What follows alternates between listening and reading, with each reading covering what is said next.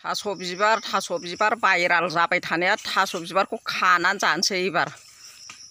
माबायदि जाफेरनायथाराखै थास' बिबारखौ देग्लाय जानायसै थास' बिबार माबानि आबरनि बियो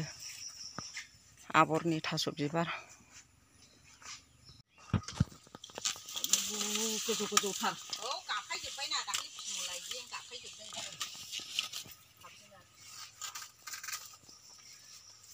थास' बिबार भाइराल जासावनायखाय बयबो जाथारबाय थास' बिबारखौ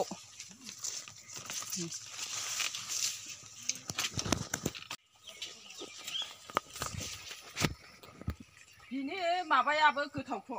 खिन्थाया लिबुआ ओरैबायदि थाइखादोंहाय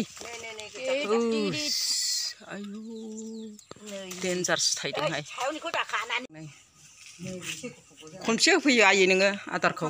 खनथाम गासै माबसे दं 27था साइसथार अमायालाय गोसोम गाखोलायथारो गाखोलायनानै नाहरलायथारो दानासो होयो नालाय आराम फानथ'वाखैना फानथ'वाखै बेसेबांनि फानखो मासेयाव जखाखांनानै दुगैनो थांसै दैयाव संकस दैयाव दुगैहैनो दावराव जागासिनो माबार फैद' माखासे दिखियाव गाखोदो जायगा गैला नालाय माखासे दिखियाव गाखोबानो जाबाय संकसआव दुगैग्राफ्रा आयौ आयौ आयौ आयौ नै बेसेबां गारि गंसेयाव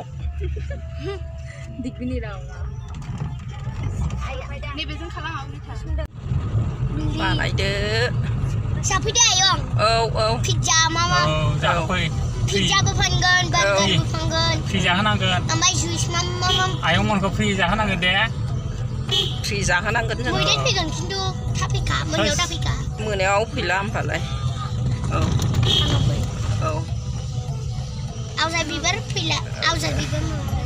आवजार बिबार खेबनो फैलायलायोना आवजार बिबारा नेक्स्ट इयार आयौ 8-9 जन गारि गंसेयावनो दैयानो हनै बेसेबांबा गिदिर बखि दुगैजायोहाय दुगैजानाय नङाथ' आरो माथो दैयानो मैलासो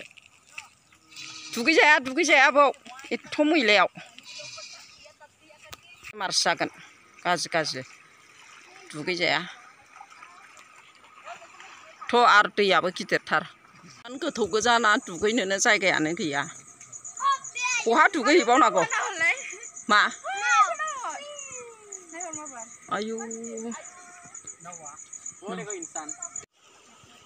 थ' गिदिर दैयाव हाबजायो